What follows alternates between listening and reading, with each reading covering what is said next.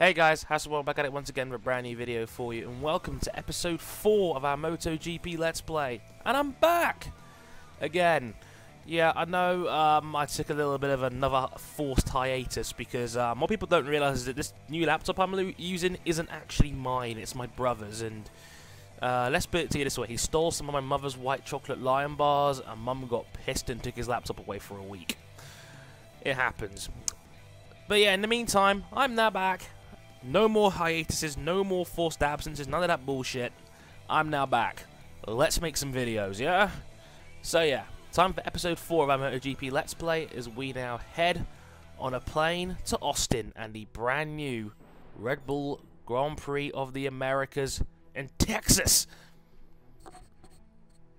You know, Texas left, which means you're down. Simpsons reference there for you kids. Okay, now, one more thing I want to mention as well before I start is that I downloaded the free downloadable content for the updated riders. So now there's going to be, I think, 27 bikes in a Moto3 race, which actually makes it a little bit more difficult for me to get to the front. Those who missed it, I won my opening Grand Prix in episode 3 in a very close duel between me and Maverick Vinales. Lewis Solomon and Alex Rings 3rd and 4th. So let's do this. They're expecting me to win. My standard rival option is Alex Marquez. I'm going to change that for... Let's use that for Vinales because I can. So let's do this. Circuit of the Americas. Should I do a track guide for this? Yeah, I might as well. It's one of those things. Oh, I love that Valentino Rossi quote there, by the way. I love Valentino Rossi in general, to be honest. He's one of the most charismatic sportsmen on the planet. Anywho, time for round 2. As I said, we're heading to Texas, Austin, Texas. The Circuit of the Americas, the brand new track that was built just last year.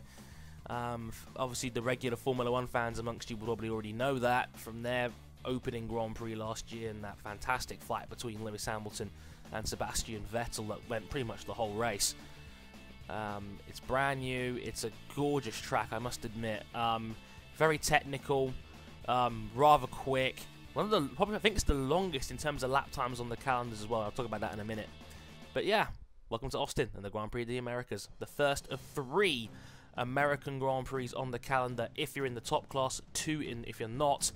But here's the Circuit of the Americas. It is 5.5 kilometers long. We have 9 right corners and 11 left corners. This track is anti-clockwise, but it features a good balance of corners, which is rare for a track of this kind of nature. One of the longest Grand Prix of the year. I think it has the slowest lap times of any track on the calendar as well. The main overtaking spots down the front straight into that crazy uphill hairpin. It's blind, you can't see the apex. One for the brave, most definitely. Through the sweeping corners and down the hill towards the bottom hairpin is another really good place to pass somebody. A good place to set up as well for this incredible 1.2 kilometer straight. One of the longest on the year before the left-hander to overtake round there.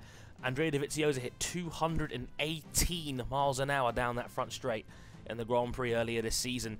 And the S-bends to the end of Sector 3 is another good place to pass. If you're a demon under braking, it's definitely a good place to help out. And after the last couple of fast right and left-handers, we have the final corner. Again, it's another one of those last of the late breakers situations. If you're bold, you can definitely make a move on it. But that is a look at the Red Bull Grand Prix of the Americas. Let's do this. As you can see, the Circuit of the Americas was the first purpose-built Grand Prix facility in the US. One of its more distinctive features is its near 41-meter elevation change followed by a sharp left. Most sections of the track mirror at least some part of a famous track from around the world. As you can see, the straight 1.2 kilometers long. I think it's the longest on the calendar. This means it this way. MotoGP bikes are going to be hitting a much higher top speed down here than some of the Formula 1 cars down here did. I think those guys are hitting about 200 miles an hour in Formula 1, and in here you're hitting close to 220 in the top class. It's going to be a long 3 laps around here, folks. It's probably going to be about just maybe 6 minutes, 45, 7 minutes for the whole race, maybe. See how we go as well. But yeah, gameplay-wise, and it's not going to be that interesting in the meantime. I'll try and pick some of these guys off. But I definitely want to talk about some of the recent MotoGP news that's been flying around recently. First up, the rule that's in MotoGP now that from next year in 2014, a team can have up to 4 bikes on the grid. It's quite a similar situation to last year at Repsol Honda, where they had 3 bikes in the team. They had a 3-man team of Casey Stoner, who we'll be talking about later. Nudge, nudge, wink, wink. Casey Stoner, Andrea Dovizioso, and Dani PEdrosa. It was a 3-bike unit, as despite that, Lorenzo would go on to win the championship in his factory Yamaha.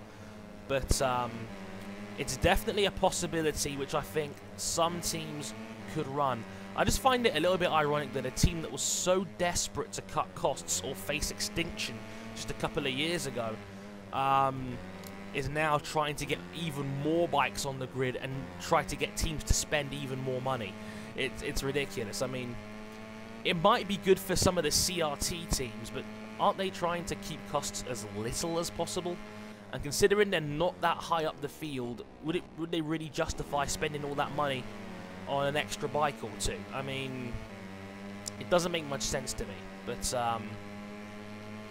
and also I also think it's a kind of thing where I don't think many teams are going to actually properly utilize it. I don't think there's going to be any teams with 4 bikes on the grid next year, because if you're a factory team, the costs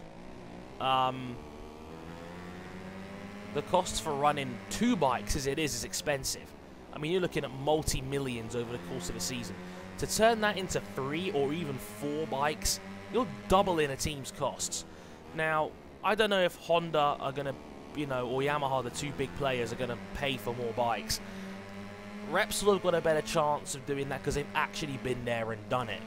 Yamaha could have ran 3 bikes that year, they just chose not to. They were confident in the team of Jorge Lorenzo and Ben Spies. But I mean, imagine it next year. Like, imagine this for like a 6-way fight at the top of the championship next year. If the Yamaha factory team and the Repsol Honda team had 3 bikes each, imagine the possibility of Jorge Lorenzo, Cal Crutchlow, and Valentino Rossi against a team of maybe Casey Stoner, Marquez, and Dani PEdrosa, or maybe Stefan Bradl. You know, it's one of those things. It's a very interesting rule though, but I'm waiting to see if anyone actually makes any announcements about officially going down that road.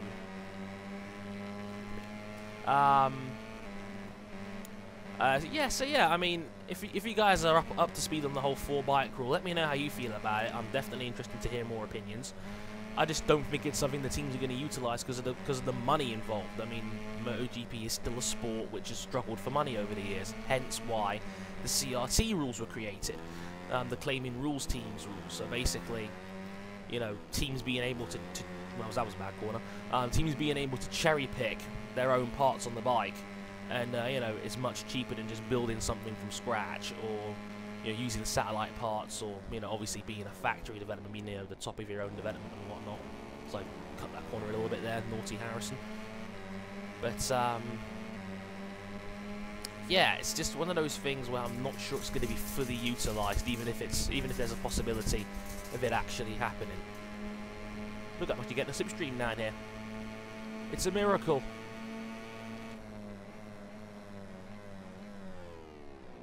Oh, perfect on the brake in there. Lovely stuff as we take the lead. The other major thing I wanted to talk about was Casey Stoner. And a lot of you guys are new fans to the sport, so I'll give you a quick backstory. Casey Stoner was a big-time young prospect in MotoGP a few years ago. I believe he got his start in the 3rd tier, Moto3, which back then was called the 125. It was a 125cc division, basically. He jumped straight up to the top class. I think LCR Honda was the team that took him on. Very, very young. I think he was just 21 years old at the time. Had a really good first season at LCR Honda, which was a satellite team basically. Challenged for wins. There was a perennial top 6 runner. So, you know, then after that, Ducati took him up to be the headlining guy of their new factory team, basically. And then all of a sudden, out of nowhere, Casey Stoner won a world championship on that factory Ducati, basically, which is something which now, in 2013, seems absolutely ridiculous and it seems like almost mathematically impossible, given how bad Ducati is. But, yeah, Stoner is a double world champion. He won it, I believe, 2007 and 2010, I want to say. I'm not 100% sure on that. I think those are the 2 years he won it. But he's definitely a double world champion, and one of the best riders I think this sport has ever had. He wasn't particularly entertaining or exciting, but he had this great way of being able to turn around a corner. He had this really great technique, and he was one of the very few guys you can say he beat Rossi straight up over the course of a season. The Ducati he had blinding top-end speed, and Stoner was able to adapt his style to make it, you know, workable around the corners as well. And that's what made him so great. Anywho, Casey Stoner left the sport at the end of the 2012 season. I think the reason why was because he got bored. He didn't find the sport very fun anymore. He didn't really like the whole, you know, going around the calendar kind of thing. And I think he just he lost his love for motorcycle racing, in his own words.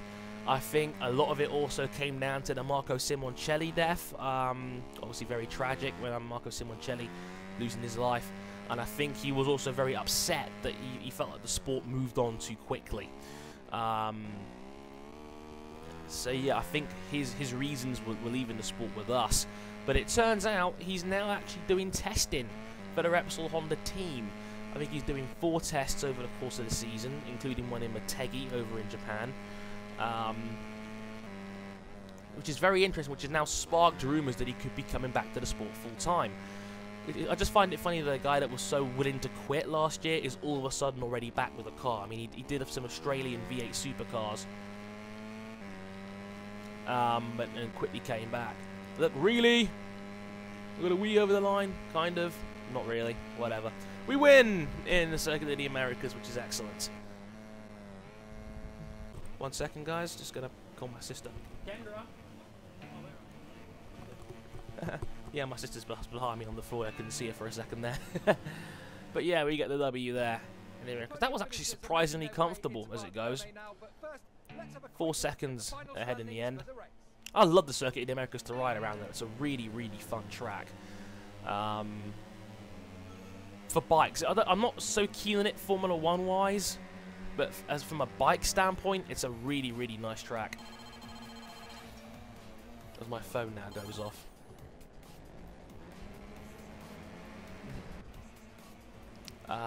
Yeah, there we go.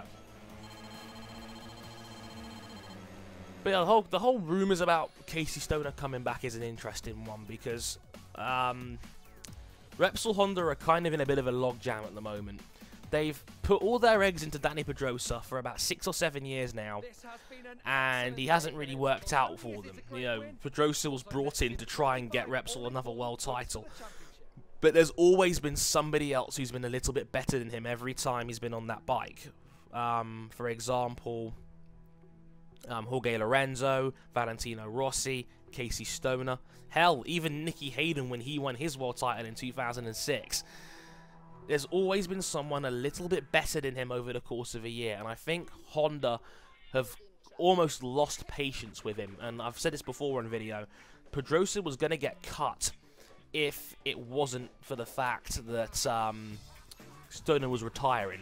As we head back to Jerez in a minute, which we'll do that now actually, on the plane back over. But yeah, PEdrosa was going to get cut from that team. He got away with it. It was going to be Stoner and Marquez, but you know, Stoner's retirement kept PEdrosa's job.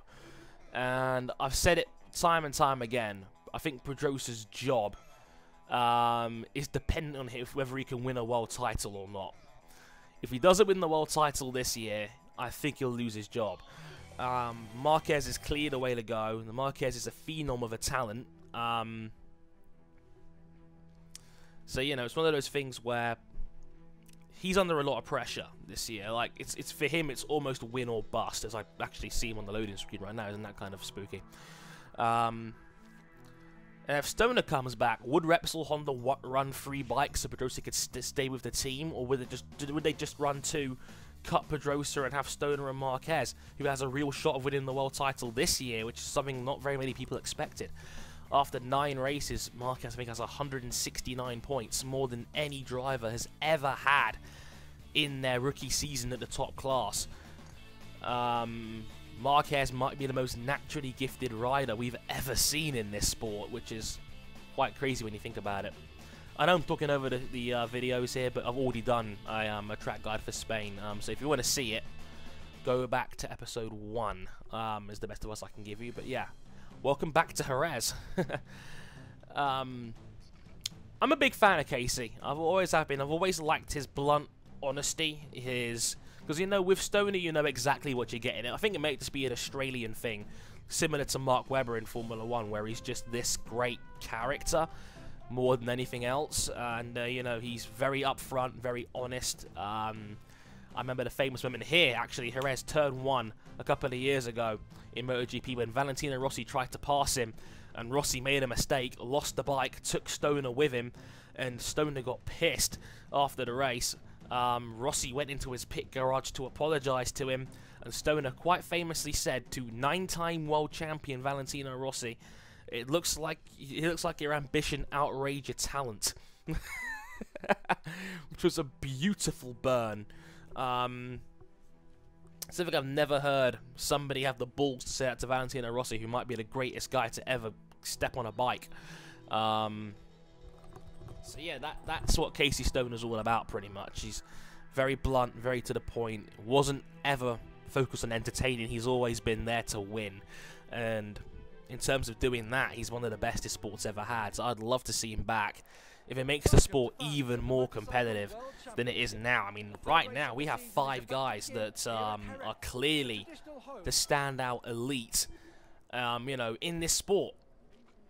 I'll talk about that in just a second while this loads up. Let's just sort out the bike. I wanted to you know, bring the gear ratio down a bit, because we don't need it.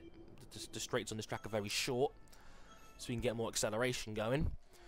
But it's clear right now the sport's got an elite 5, and that's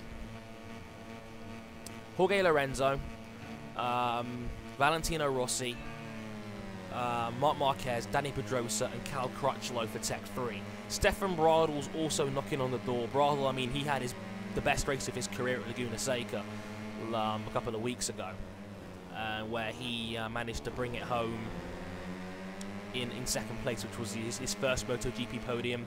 Long overdue for Stefan, actually. The guy's really talented. He had a really good year in Moto2, and I always thought he was going to be very good. And, you know, he being able to come into a seat at LCR, which is what LCR have a habit of doing. They give chances to younger riders, and they give them a good bike to work with. It happened with Casey Stoner. It happened a little bit with Tony Elias when he was with the team. And, you know, now it's working out for Stefan Bradl. You know, he's got a bike which can legitimately challenge for race wins, which for him must be an excellent feeling. He's also knocking the door. That's definitely the top 6 guys in this sport. And again, even so, it's not like Alvaro Bautista is very far behind them either for the Gresini Honda team. He's on the satellite Honda team, and he's also very good. I mean, he also had one of the best finishes of his career at Laguna Seca in 4th, and was on the brink of beating Valentino Rossi for 3rd. I think it was only 0.05 of a second between them over the line. Bautista looked like he could really challenge with the big boys. You know, even though they've had a bit of a feud around Bautista and Rossi all season. But it's becoming clear in this sport that there are too many fantastic riders and not enough great bikes to service them all. I mean, look at Andrea Dovizioso. Great rider, race winner, perennial podium guy with Tech 3. Now stuck with Ducati, which is just not a very good bike.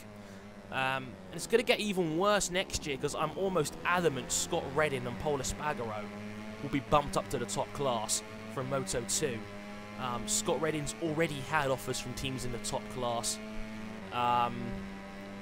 His agent has already come out and said, nice break in there, that's beautiful. Ooh, little tap from Vasquez there, but we're okay. But yeah, I mean, it's one of those things where Redding's agent has already come out and said he's already had at least one offer from a MotoGP team, and he reckons there's at least 2 more coming. What could those teams be? I mean, I've always said I think Redding will take the factory seat if Nicky Hayden leaves, which I'm hearing is legit. It's going to be Hayden's last year with Ducati, which is a shame, really, because Hayden's been such a loyal servant to Ducati teams. My blinds are really flapping because of all the wind, which is really annoying. Bear me a second, guys. Hope this wind dies down a little bit. But yeah, I mean, Hayden's leaving that team, and I think Scott Redding could easily come in to replace him from Moto 2.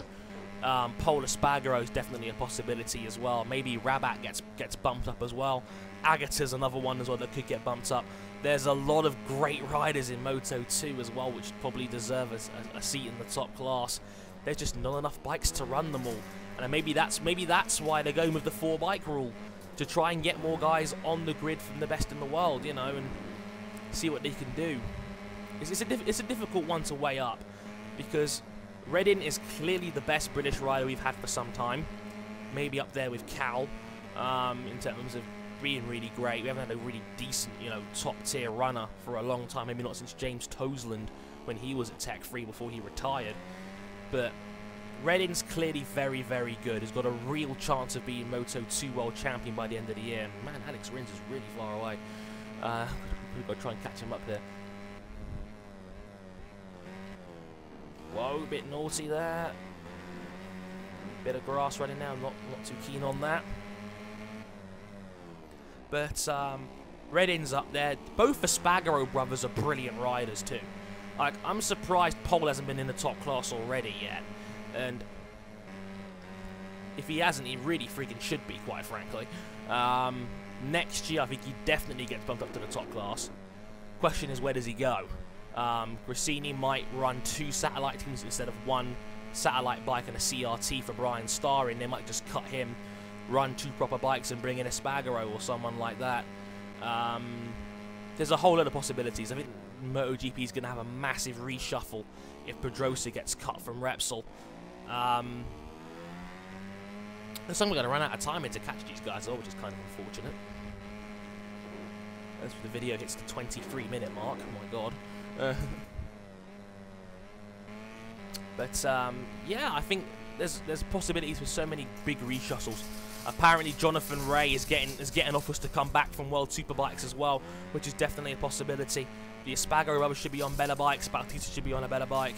Bradle might get a factory ride next year, a proper factory ride, not just getting factory support from LCR.